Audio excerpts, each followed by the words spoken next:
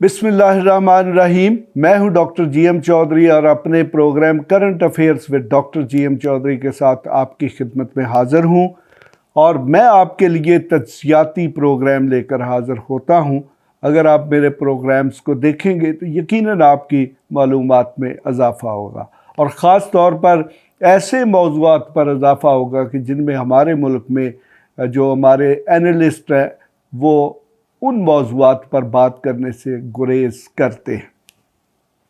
आज मैं जिस अहम मौजू की तरफ आपकी तवज्जो जो है वो मबसूल कराना चाह रहा हूँ कि क्या पाकिस्तान फिर से अमेरिकन ब्लॉक में जा रहा है।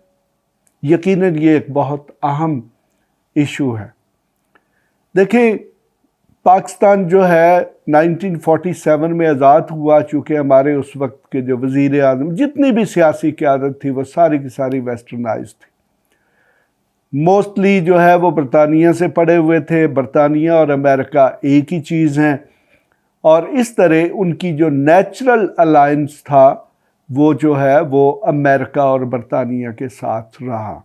उसके लिए पाकिस्तान ने बहुत ज़्यादा कीमत भी अदा की।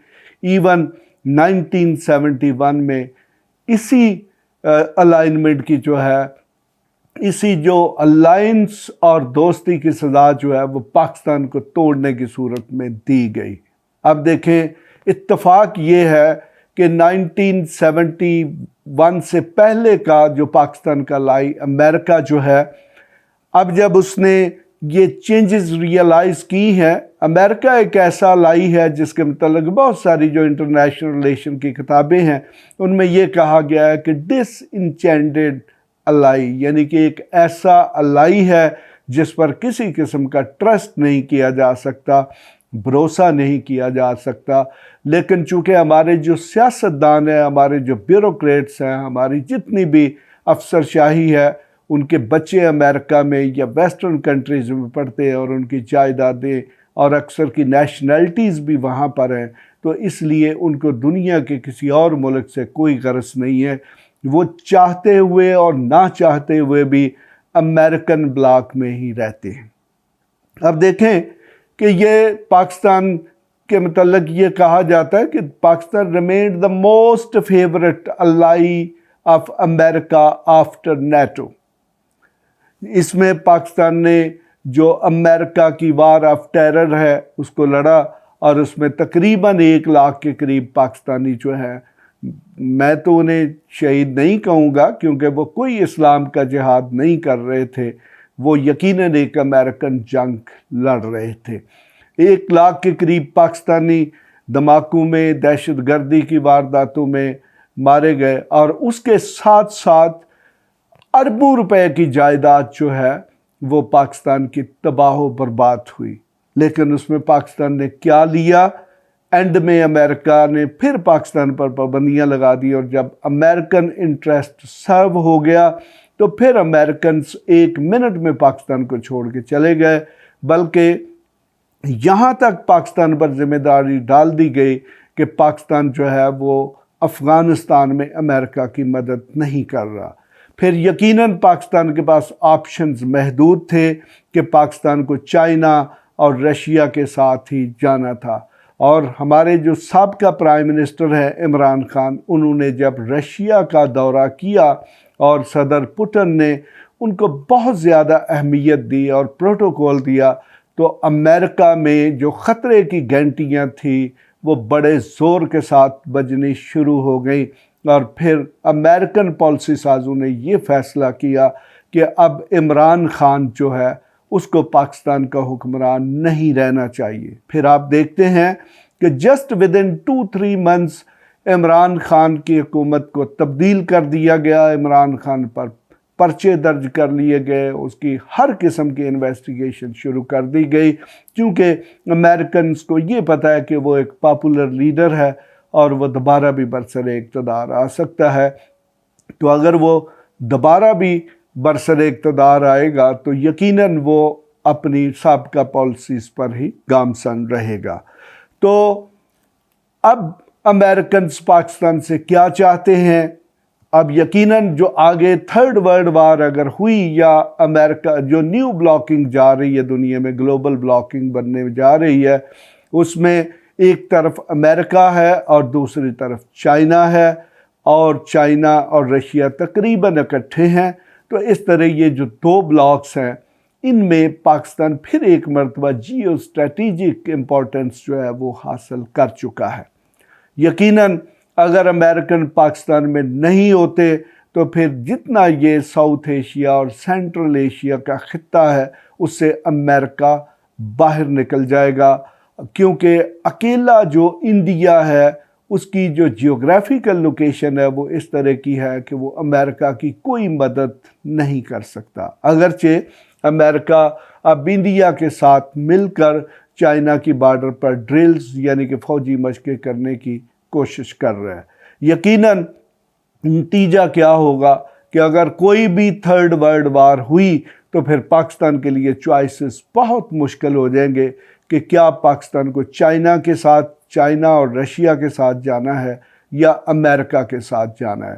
تو چونکہ ہماری جو ساری قیادت چاہے وہ سیاسی ہے یا وہ پھر ہماری افسر شاہی کی قیادت ہے وہ ویسٹرنائزڈ ہے، امریکہ سے ہی ٹرینڈ ہے، اور وہ امریکن انٹرسٹ جو ہے انہی کو ہی واچ کرتی ہے، تو اس طرح وہ قدرتی طور پر نیچرلی امریکہ کی طرف اس کا رجحان ہے، ٹلٹ ہے۔ لیکن اس کی قیمت کیا ادا کرنی پڑے گی کہ اگر مستقبل میں کوئی بھی کنفلکٹ ہوتی ہے ساؤتھ ایشیا میں یا ایشیا میں تو یقیناً اس کی جو پہلی فیز ہوگی وہ انڈیا اور پاکستان کے درمیان ہوگی، چونکہ انڈیا آج بھی امریکہ کا بیسٹ الائی ہے، جبکہ پاکستان کو انڈیا اپیز کرنے کی کوشش کر رہا ہے، اور کبھی بھی پاکستان جو ہے وہ امریکہ کا وہ مقام الائیز میں حاصل نہیں کر سکے گا جو کہ انڈیا کا ہے۔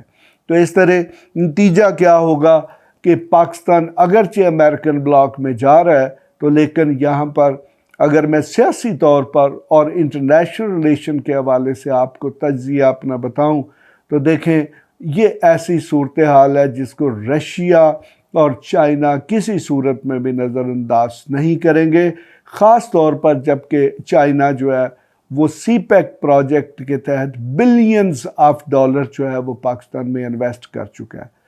امریکہ 10,000 میل کے فاصلے پر ہے جبکہ چائنا کی بارڈر ہمارے ساتھ کامن ہے۔ تو ہماری جو قیادت ہے، دیکھیں پہلے بھی امریکہ کے ساتھ جو ہم نے الائنس کیا تھا اس میں سیٹو ہوا، سینٹو ہوا، نیشنل سیکیورٹی کے ایگریمنٹ ہوئے، امریکہ سے امداد لی گئی، امریکہ کو بیسز پرووائڈ کیے گئے، امریکہ کی فوج کو ایکسیس دی گئی، تو آج پھر وہی ایک فیز شروع ہو چکی ہے۔ لیکن میری یہ بات آپ ریکارڈ پہ رکھ لیں کہ اگر ہمارے جو پالیسی ساز ہیں انہوں نے ایک ریئلسٹک فیصلہ نہ کیا تو پاکستان کو اس کی بھاری قیمت ادا کرنی پڑے گی۔ ہو سکتا ہے جو آج کے پالیسی ساز ہیں وہ تو امریکہ سے بہت بڑے بڑے انٹرسٹ لے کر اپنی فیملی کے ساتھ امریکہ، برطانیہ، کینیڈا، آسٹریلیا، نیوزی لینڈ یا دوسرے یورپ کے ملکوں میں جا کر آباد ہو چکے ہوں، لیکن پاکستان کے جو عوام ہیں ان کو یہ ساری قیمت ادا کرنی پڑے گی۔ اور پاکستان کو یہ بھی پتہ ہونا چاہیے کہ امریکہ جو ہے وہ کبھی بھی پاکستان کے ساتھ سنسیئر نہیں ہے۔ انڈیا اور امریکہ کا اگر بس چلے تو وہ پاکستان کو 3 ٹکڑوں میں تقسیم کر دیں گے۔ یہ میں واضح طور پر بتا دوں کہ امریکہ اور انڈیا اور اسرائیل یہ چاہتے ہیں کہ بلوچستان کو الگ کر دیا جائے، KPK کو الگ کر دیا جائے اور باقی جو پاکستان ہے وہ الگ کر دیا جائے۔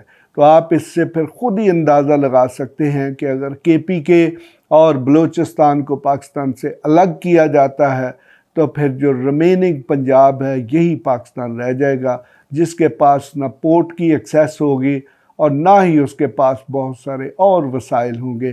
تو پھر پاکستان کیسا ہوگا یہ پاکستانی قوم کو دیکھنا پڑے گا اور اسے یہ فیصلہ کرنا پڑے گا کہ کیا اس کے فیصلے پاکستانی عوام نے کرنے ہیں یا کچھ لوگوں نے جو پاکستان کی ملازمت کرتے ہیں یا پاکستان میں سیاست کرتے ہیں اور ان کے بیوی بچے باہر کے ملکوں میں سیٹل ہیں، انہوں نے فیصلے کرنے۔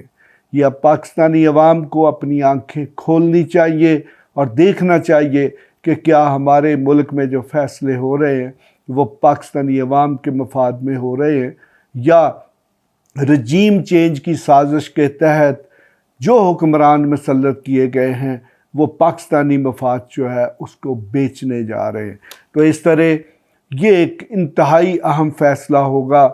اس میں اب کوئی شک نہیں کہ پاکستان پریکٹیکلی جو ہے اب امریکن بلاک میں داخل ہو چکا ہے، اور آپ دیکھ سکتے ہیں کہ گزشتہ ایک ماہ میں، اور خاص طور پر جب سے یہ حکومت آئی ہے، امریکن جو سفارتکار ہیں ان کی ایکٹیویٹیز پاکستان میں بڑھ گئی ہیں، اور اسی طرح امریکہ کے جو دوسرے سیاسی اور فوجی حکام ہیں وہ بڑی تیزی کے ساتھ پاکستان میں دورے کر رہے ہیں۔